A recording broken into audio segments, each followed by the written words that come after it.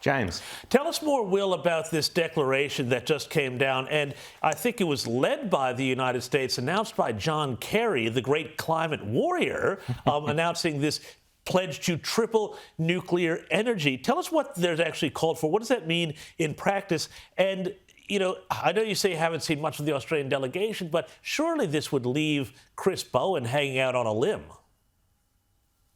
Yeah, okay. So in regards to the pledge which was signed, actually yesterday, I wasn't actually unfortunately there, but basically they're calling for a tripling of global nuclear energy capacity by 2050. This was a ministerial pledge that they made. There's also going to be a pledge by corporations in the nuclear industry on the 5th of December, which is expected to join this to make sure that this is an actual target which they're going to be able to make. But it's a huge announcement, and it's also expected to be joined by a declaration calling on the World Bank and other financial institutions to up their game and open up their lending policies to also include nuclear energy, given it's such a clean solution.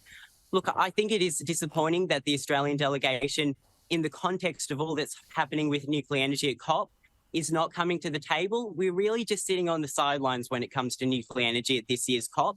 And I think that's really disappointing. So I hope that when the minister turns up next week and when there's some more action from the Australian delegation, if they want to be taken seriously on climate action, then they need to consider the role of nuclear energy, because we know nuclear energy is one of the cleanest forms of power and it is the most reliable form of power.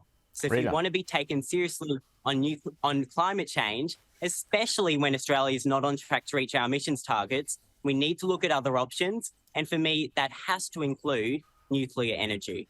Well, Chris Bowen seems to be an absolute ideologue when it comes to this. Have you had any influence speaking to, perhaps not him, but speaking to bureaucrats and trying to impress upon them that the rest of the world has moved on? The rest of the world is utilising our uranium often to give their citizens clean, cheap, reliable energy.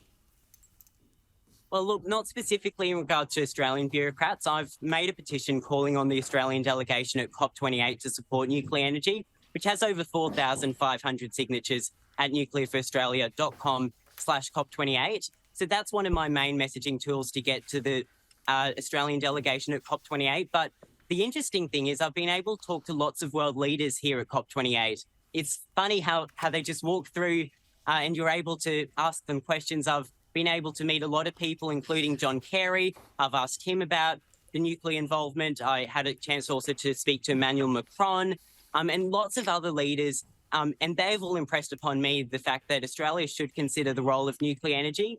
And just broadly, we should be considering the role of nuclear energy if we want any chance of reaching net zero. And that was also a sentiment shared by the head of the International Energy Agency, when I asked, does net zero need nuclear? He gave me a wink. So I think it's very clear when you're at these sort of events that the rest of the world is going nuclear. And it doesn't make sense for a country like Australia, which is going to be having floating small modular reactors for our national security, not to consider those same small modular reactors for our energy security, on top of the fact that we have great nuclear expertise and also the largest uranium reserves in the world. Will Shackel, so great to chat to you. Thanks for staying up late there in Dubai. Thanks so much, mate. We've got one sensible Australian and 49 clowns wandering around Dubai. You know, seriously, it was only 2 years ago at COP26 that Scott Morrison ignored the advice of this show, which was, if you want to get to net zero, go nuclear, and subsequently lost the next election. Peter Dutton is now saying a nuclear policy will be happening under the next coalition government. That's great news, because that coalition government is only 18 months away, in my opinion. There we go.